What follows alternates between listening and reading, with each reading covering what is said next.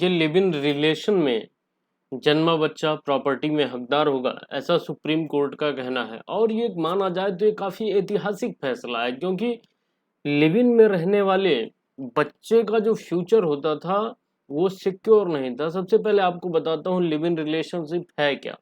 आप ये देख रहे होंगे यहाँ पे सुशांत सर हैं, जॉन अब्राहम, रणबीर कपूर और कंगना रनौत।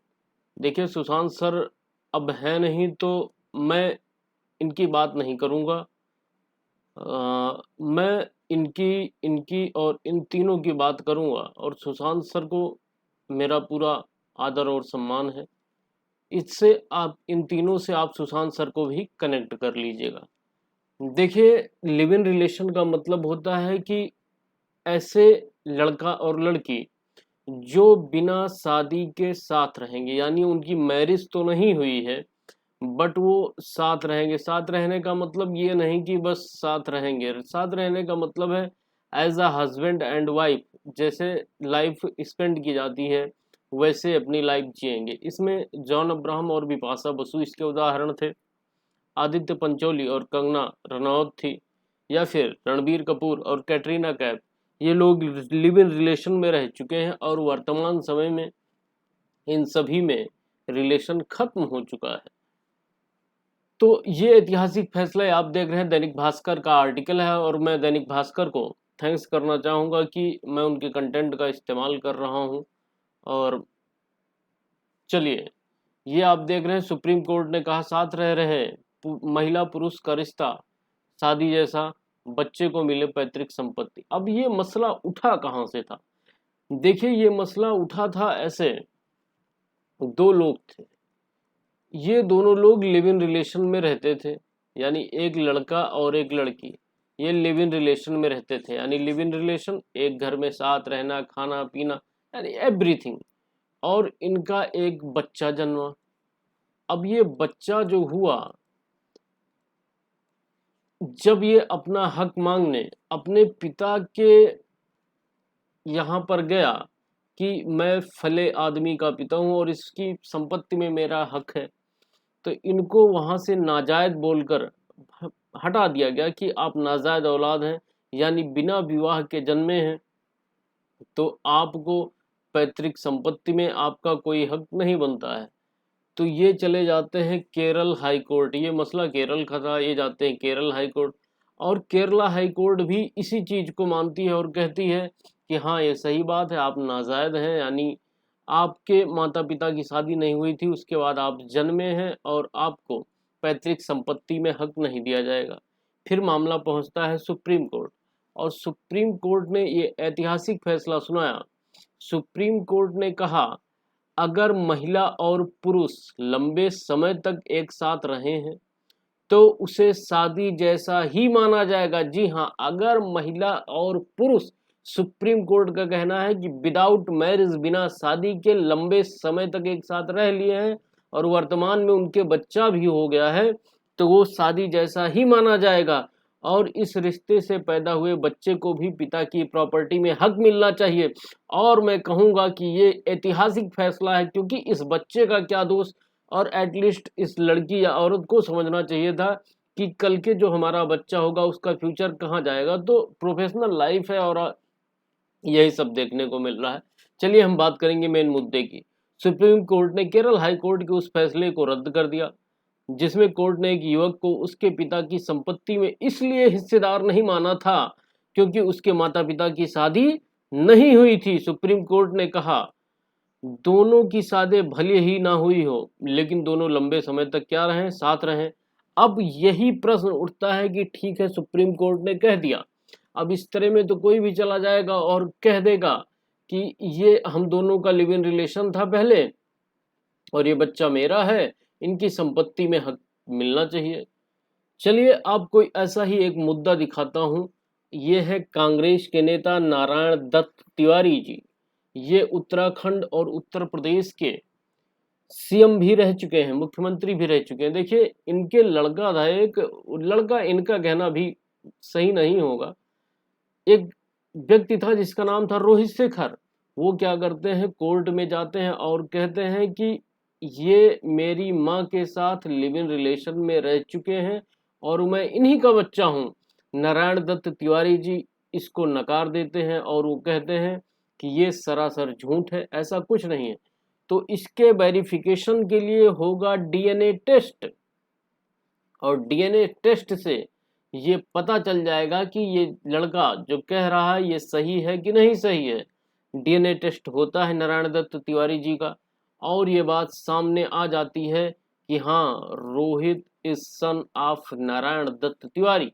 रोहित ही नारायण दत्त तिवारी जी के लड़के हैं, यानी नारायण दत्त तिवारी जी ने झूठ बोला था।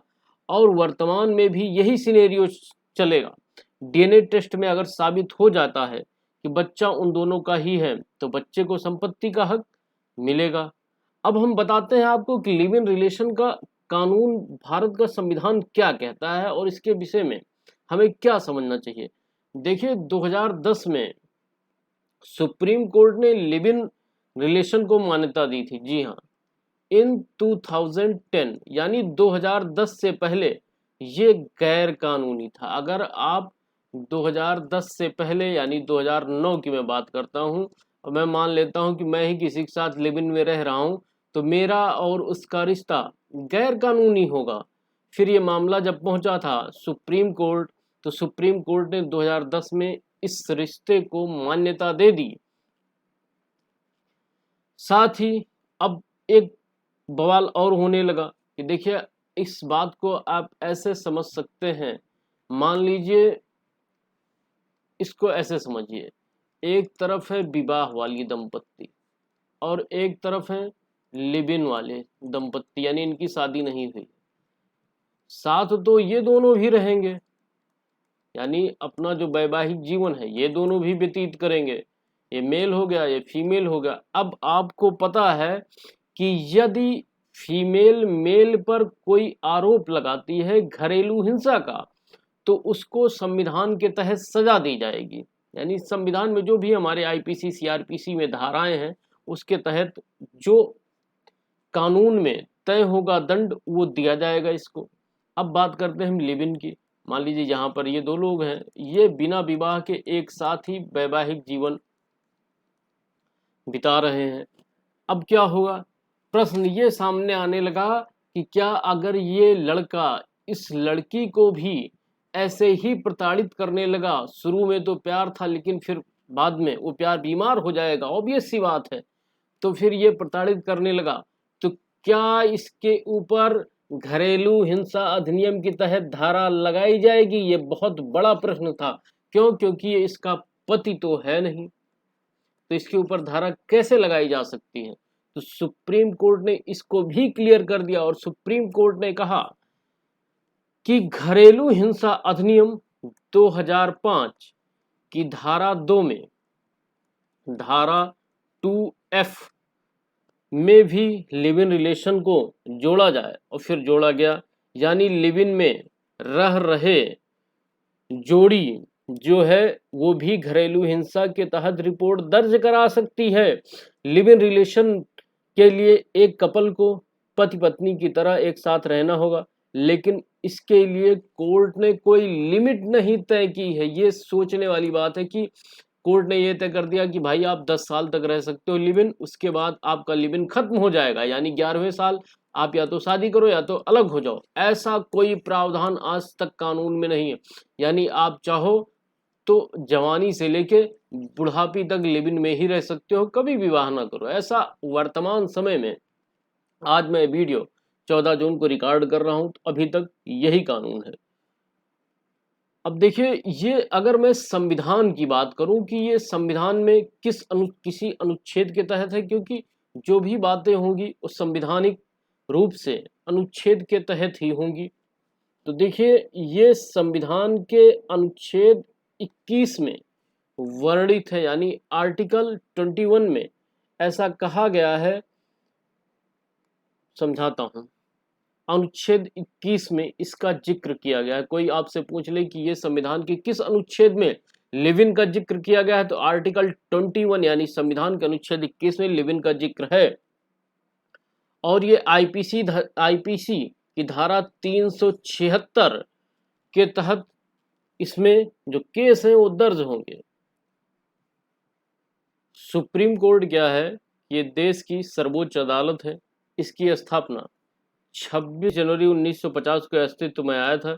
इससे पहले जो अपने यहाँ कोर्ट सिस्टम था वो फेडरल था, यानी संविधान के चैप्टर 5 के आर्टिकल 124 से 124 से 147 में सुप्रीम कोर्ट को संवैधानिक संस्था कहा गया है। यह दिल्ली के तिलक रोड पर स्थित है। आपको बता दूं कि सुप्रीम कोर्ट में चीफ जस्टिस ऑफ इंडिया यानी सीजेआई और राष्ट्रपति की ओर से नियुक्त जज होते हैं। ये 65 साल की उम्र में क्या हो जाते हैं? जब इनकी 65 साल उम्र हो जाएगी पूरी तो ये रिटायर हो जाते हैं। सुप्रीम कोर्ट के जज को केवल राष्ट्रपति ही हटा सकता है।